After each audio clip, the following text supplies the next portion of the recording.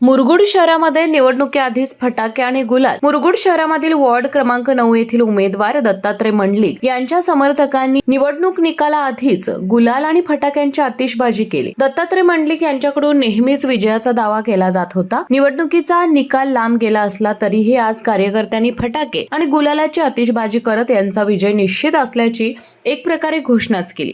या सगळ्या प्रकाराची शहरामध्ये चर्चा सुरू होती. याबद्दल सांगण्याचा काही तात्पर्य राहिलेलं नाही.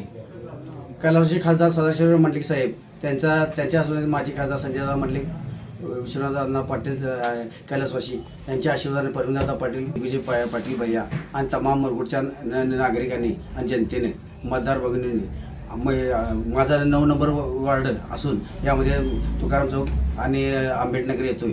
या उत्स्फूर्तपणे या जनतेनेच माझा 21 तारखेला मतमोजणी देते. त्याच्या आधीच त्यांनी मला उचलून गुलाल लावलेला आहे. त्यामुळे जनतेनेच माझा निकाल दिलेला असल्यामुळे माझ्या मनात कोणत्या प्रकारची शंका नाही. बरं, आता ही 21 जुलै सुरुवात आहे असं आपल्यास वाटतं काय?